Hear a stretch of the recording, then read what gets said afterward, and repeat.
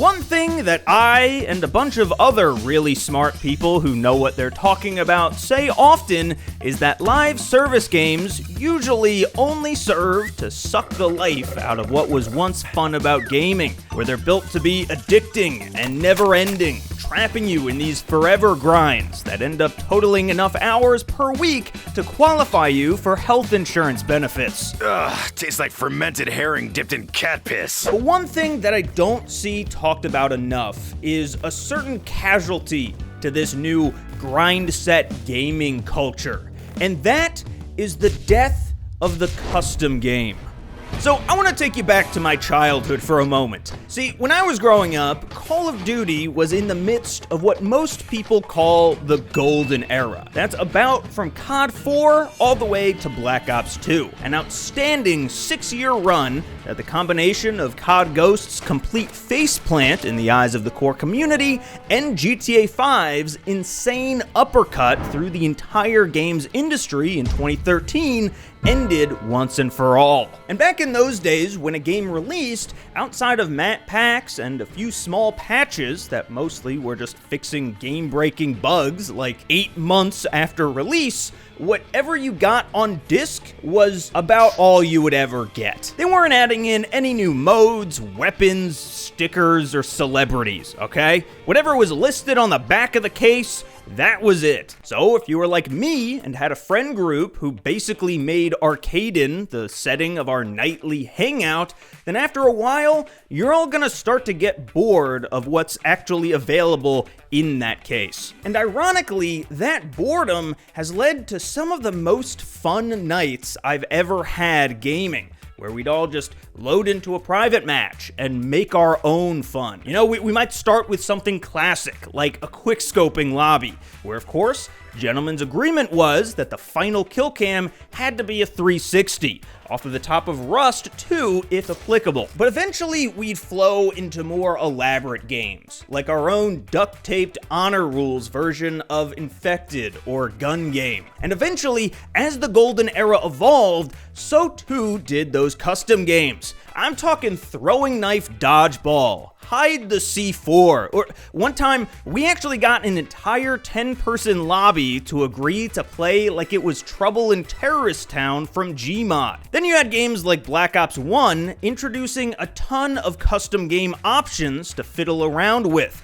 like letting you choose how many kills were needed for each streak, customizing health and player speeds by the team or class, and they even let you edit how much certain perks affected you. Like I remember you could take steady aim and min it all the way out to the point where your crosshairs were just an X in the middle of your screen. That's so simple, but so fucking cool. Although, to be fair, that did just lead to most people making nothing but these cracked out no-scope lobbies all the time, but even those were really fun for the first 100 times or so. Hell, even in Zombies, my friends and I used to come up with challenges to entertain ourselves. Like, you know, the one box challenge, a starting room challenge, or one where we needed to spin a wheel full of different restrictions and play a game like that. And we weren't doing any of this to unlock a certain calling card or XP bonus or anything. I mean, BO1 Zombies,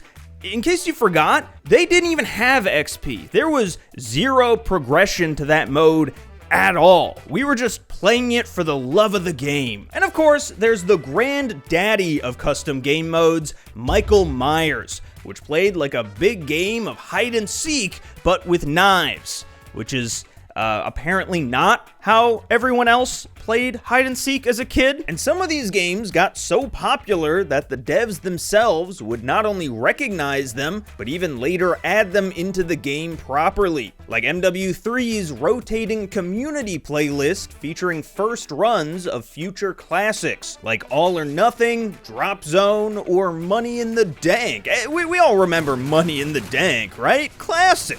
And then way later, the COD 4 remaster brought Michael Myers in as an official license-free mode slasher, along with all kinds of other community-suggested modes like snipers only or RPGs only that rotated every weekend. These custom fuck around, who cares about stats modes weren't just a fringe part of the community, they were a core part of COD culture. If pubs were like Little League games, then customs were after-school hangouts in the cul-de-sac. But where I'm going with this is that the idea of the custom game night added this social element to the game that I don't think is really present anymore. And that's because over the years, there's been this gradual shift in AAA multiplayer gaming toward this rigid, constantly sprinting, always gotta be maximum engaged experience. And one of the ways that they did that was by designing progression around just sucking up as much of your time as possible without offering up really anything of actual value in return. Do you like battle passes? Well, good, because now every game ever has one, including games like Mario Party, locking actual in-game, like, maps are behind it. It's fucking Mario Party, dude. We don't need this shit. And if the entire game is constantly reinforcing your primal love of number going up, then in turn, that means that nobody wants to waste their time in private matches anymore. I mean, no XP in private match. What point in private match when public match gives shiny gun?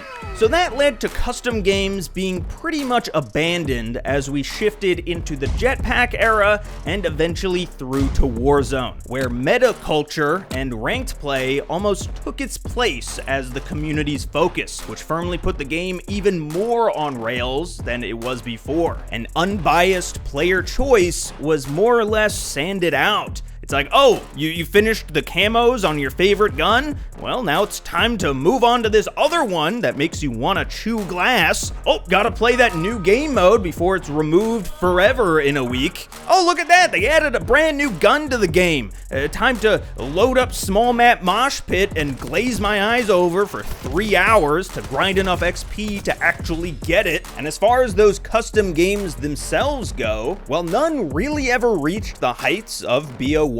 The last few most recent games specifically have been especially lackluster in terms of what settings you can actually turn on or off. I mean, you can't even set the time limit to unlimited anymore. Although, to be fair, one of my favorite stream memories from MW22 was when chat filled a gunfight map with Gary Aswalt skins, jacked up player health to 300, and did a fist-only game. So there is still some fun stuff that you can do with it if you have the right group. More Aswalts upstairs. No, fuck.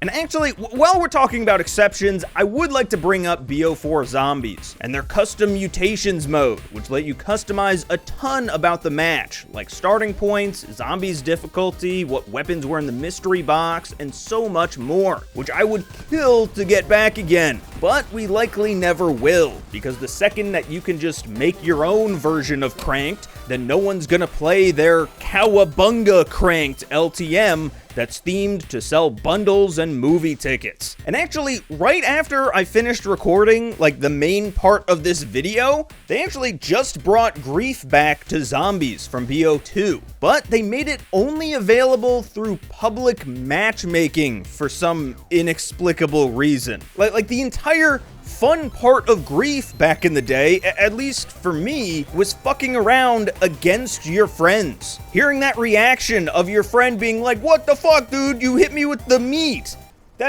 No, cut that. I don't know what. You're just disincentivized every step of the way from actually making your own fun now. It's as if everything that you do has to be sanctioned by the COD gods, which is a new term I'm trying to coin that is just referring to the devs. I think I'm gonna start using it a lot. If you guys could too, that would be really great. Now, obviously, I'm not 17 anymore. I'm 18. How do you do, fellow Zoomers? And so I'm just in a completely different place in my life now, right? Gaming went from something that I did to kill free time to something that now I need to justify spending my limited time on. And I've been seeing myself get sucked more and more toward games that give me a sense of purpose. And now when I don't have a clear-cut purpose, a reason to play, I get bored way too easily. It's the reason that games like Balatro or Blue Prince just haven't been able to grab me, despite being widely accepted to be fantastic games. I just feel like I'm wasting my increasingly more and more valuable time by playing something like this. Time that could be spent unlocking a diamond camo in a game that's gonna be obsolete in 4 months. It doesn't make any sense, but that's just how my brain works now. And I don't like it. Last week, I finally played through the Titanfall 2 campaign because everyone said for a decade that it's amazing. But the entire time that I'm playing it, I have the IGN walkthrough open on my other monitor, checking exactly how far along I am, like it's the player head on a TikTok. Like, I don't know what the fuck happened to my attention span, dude? But zooming out here for a minute, there are still plenty of AAA, what I'll call pop games, that actually have kept the art of custom games alive in some way. Fortnite, for example, has some fantastic creator tools that let you make your own maps and modes that you can browse for all in-game. In fact, I've actually heard from people who are like really into Fortnite that it's actually annoying them how much it crams community-made islands down your throat now. But I don't know, like to me,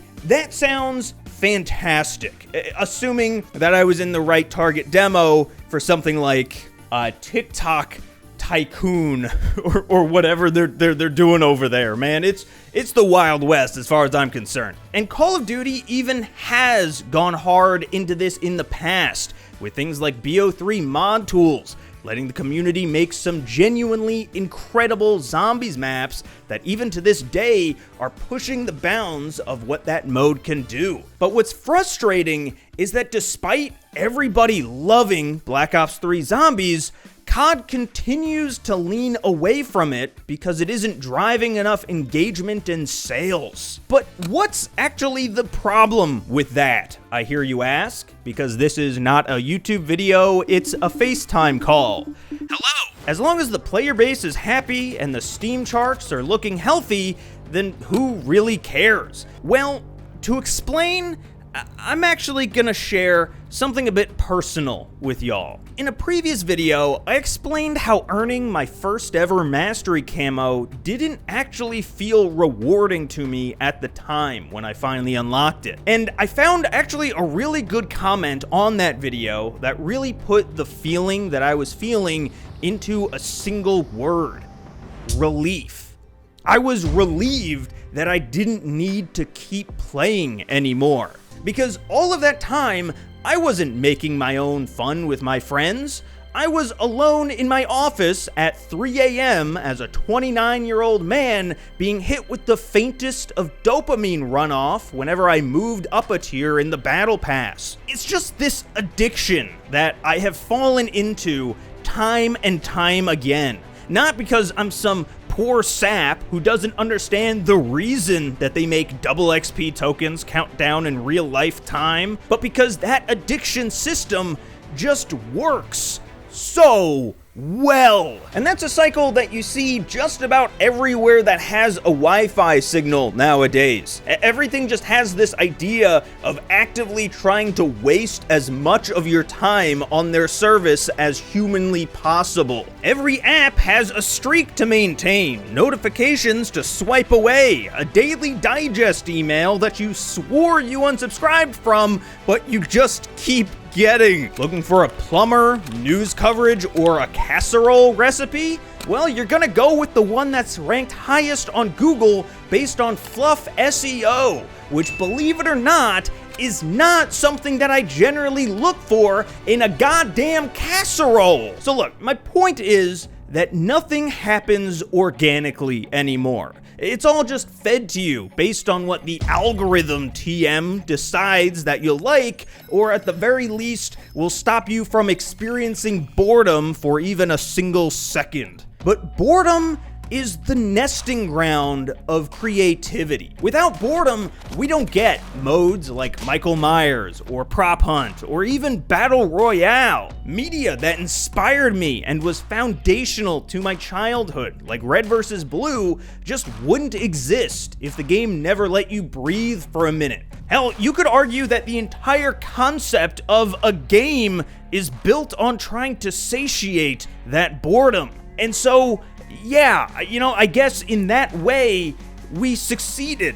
But at what cost? Call of Duty isn't boring, but it isn't really fun anymore either. It's whatever kind of emotion I get when I see that somebody viewed my LinkedIn profile. And again, maybe it's that I'm just an old man now, but I really feel bad for new kids trying to get into gaming these days, where a steady stream of little dopamine hits is all that you have looked forward to every night. I don't know, maybe that's too far, but I think I'm just thankful that when I was coming up, I was allowed to be bored every now and then, because those games that we came up with, those memories, those experiences, we found them on our own. And ironically, they serve as a much better picture of what we like than some line of code could ever tell you. So get out there, be bored, and please join my Mike Myers lobby, okay? I only need 4 more people. I'll be Mike first. I don't care. What's up, y'all? So, first and foremost, thank you so much for watching. This video took a little bit longer than I wanted it to.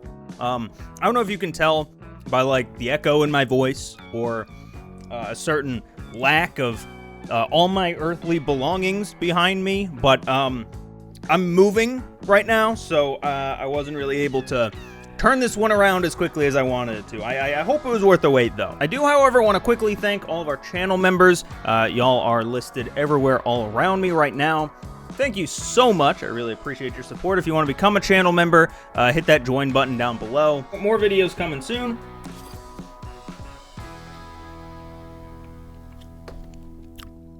I don't have anything else. I'm sorry.